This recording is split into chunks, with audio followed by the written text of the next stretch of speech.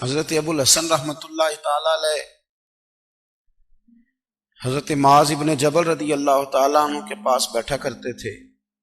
فرماتے ہیں ان سے جو پیار بڑھا تو پھر میرا مصلی سے بھی بڑھ گیا۔ تابعی ہیں، فرماتے ہیں صحابی رسول سے محبت ہوئی تو ذکر سے بھی ہو گئی، پھر درود شریف سے بھی ہو گئی۔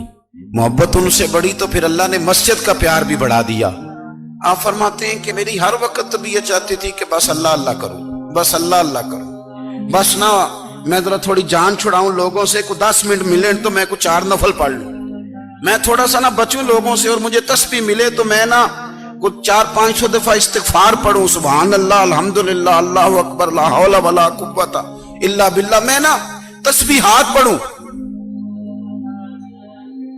فرماتے ہیں کہ بچے تھے گھر میں 6-7، غربت تھی، کام ملتا کوئی نہیں تھا، اور میں کام چور نہیں تھا، کام ڈھونڈتا تھا، پر اللہ کی قدرت کے کام نہیں ملتا تھا۔ فرماتے ہیں کہ میں نے ایک دن اپنی اہلیہ سے کہا کہ آج میں پھر جاتا ہوں کام ڈھونڈنے، تو میری بیوی بڑی فرما بردار تھی، پر اس دن نہ غربت کے ہاتھوں تنگ آ کے کہنے لگی آج نانا کوئی تو چیز لے کے آیا، تو مجھ سے بچوں کی بھوک نہیں دیکھی جاتی، یہ سب روگاں دا روگ محمد جس دا نام غریبی، کنڈ بلا کے لنگ جاندے نہیں دوست یار قریبی، آج نہ کچھ لے کے آیا تو میں بچے لے کے میکے چلی جاؤں گی۔ شیخ فرماتے ہیں کہ میں بڑا پریشان گھر سے نکلا، پر میں نے صبح سے لے کے زور تک کام ڈھونڈا، کام ملا کوئی نہیں، تو میرے دل میں خیال آیا چلو کام نہیں ملتا تو اللہ اللہ تو کرے نا، چلو بندوں کی مزدوری نہیں ملتی تو رب کریم کی عبادت ہی کرتے ہیں۔ فرماتے ہیں کہ میں نے نا فرات کے پانی سے وضو کیا، نہر کے، شدید دھوپ تھی، ساتھ ریت تھی اور ریت تپ رہی تھی، میں نے اپنا رومال وہیں مصلی کے طور پر بچھا لیا، اور فرماتے ہیں کہ زور سے لے کر عصر تک نماز پڑھی، دھوپ بھی پورے زور پہ، پر میرے سجدے کا ذوق بھی پورے زور پہ۔ فرماتے ہیں سورج بھی چمک رہا ہے اور رب کی عبادت کا ذوق بھی پورے زور پہ، میں سجدہ کروں تو پھر میرا اٹھانے کو جی نہ چاہے۔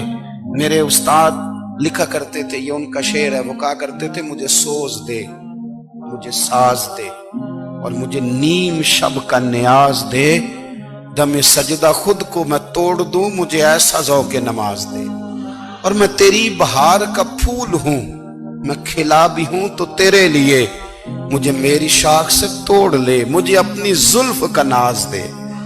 بھائی فرماتے ہیں کہ عصر تک میں نے نفل پڑھے، دل ڈھلنے لگا، عصر کی نماز پڑھی اور میں وہاں سے چلا۔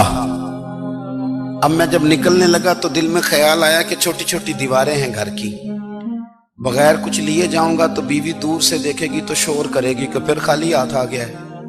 کہتے میں نے اپنے اسی رومال میں جس پہ میں نے نماز پڑھی تھی نا، رومال میں کیا عقیدے پنجابی جسافہ کہتے ہیں، اسی میں نا میں نے کچھ ریت بھر لی کہ وہ دور سے دیکھے گی تو سمجھے گی کچھ لے کے آیا ہے، چلو جا کے اسے بتا دوں گا کہ آج پھر مزدوری نہیں ملی۔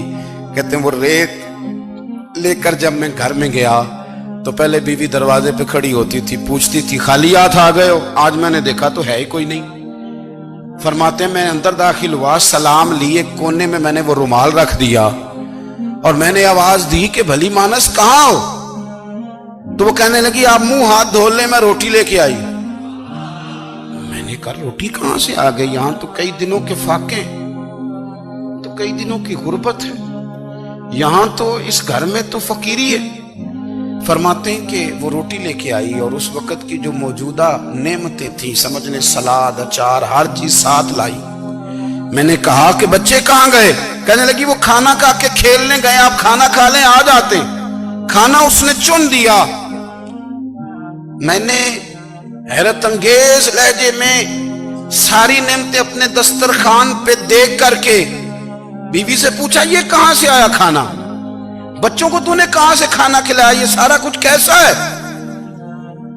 کہنے لگی پتہ نہیں آج آپ کس کریم کی مزدوری کرنے چلے گئے تھے، پتہ نہیں کس کریم کی، میرے گھر میں تو اتنی نعمتیں آئی ہیں کہ مجھ سے سنبھالی نہیں جا رہی، اتنا اناج ہے، اتنا گندم ہے، کس کریم کے دروازے آج چلے گئے تھے؟ یہ کہتے کہتے وہ اٹھی اور اٹھ کر کے کہنے لگی پہلے بڑا کچھ آیا تھا، اب کیا لے آئے ہو؟ اور جا کر کے نا اس نے وہ ریت والا رومال کھولا کہنے لگے میں تو لے کے آیا تھا ریت، تو میرے رب نے اسے بھی سونے اور ہیرے بنا دیا تھا۔ جب آپ کی توجہ اللہ کی جانب، میرے نبی پاک صلی اللہ تعالی علیہ وسلم نے فرمایا ہر چیز اپنے رب سے مانگ، ہر چیز مانگ، ہر چیز مانگ۔ یا رسول اللہ کیا کچھ؟ میرے محبوب نے فرمایا تیرے گھر میں نمک بھی ختم ہو جائے تو وہ بھی اپنے رب سے مانگا کر، تو مانگنا وہ تجھے دے گا، تو اس کی بارگاہ میں کشکول طلب دراز تو کرنا۔ اور ترمذی شریف میں عجیب لفظ ہے، رسول کائنات نے فرمایا، رب کریم فرماتا ہے جب میرا بندہ ہاتھ اٹھاتا ہے نا تو مجھے حیا آتی ہے کہ میں خالی کیسے لوٹا دوں اس کے۔ اتنے بڑے بادشاہ کی بارگاہ میں، او بھائی لوگوں سے عزتیں تلاش کرتے ہو تو وہ کیا تمہیں عزت دیں گے؟ وہ تو کل اچھا کہتے ہیں پرسوں برا کہنے لگ جاتے ہیں۔ لوگوں کے سامنے گڈ بک میں آنا چاہو گے تو وہ تو سویرے تمہارے بارے میں کچھ کہیں گے، شام کچھ اور کہیں گے۔ اپنی روحانی زندگی آباد کریں، اپنے مسلح کو وقت دیں، اور دنیا سے چھپ کر اس موبائل کو بند کر کے اور اپنے آپ سے بھی چھپ کے اور تنہا ہو کے چھپا کے سارا کچھ اپنے آنسو اپنے رب کی بارگاہ میں پیش کریں، اس کے حضور حاضری دیں۔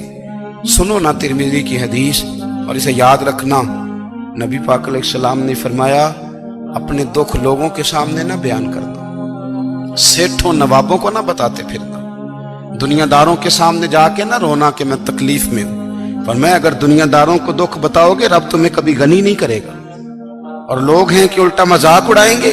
آپ کی جس سے بڑی پکی یاری ہے نا، پکی، وہ تب تک پکی ہے جب تک آپ نے 50,000 مانگا نہیں، اور جس وقت آپ نے کہہ دیا کہ میں مجبور ہوں میری مدد کر تو پھر ختم ہو گئی دوستی۔ لوگوں کی تعلقات آپ کے ساتھ تب تک ہیں جب تک آپ ان سے کوئی ضرورت وابستہ نہیں کرتے۔ کریم محبوب فرمانے لگے بندوں کے سامنے دکھ نہ بیان کرنا، اللہ تجھے کبھی غنی نہیں کرے گا۔ تو اپنے دکھ اپنے رب کو بتا، تو دعائیں مانگ، تو اس کی بارگاہ میں حاضر ہو، تو اس کے حضور عرض کر۔ فرمایا اپنے دکھ اپنے رب کو بتا، وہ جلدی کرے یا دیر سے کرے تجھے ساری دنیا سے بے نیاز کر دے گا، تجھے کسی کا محتاج نہیں رہنے دے گا۔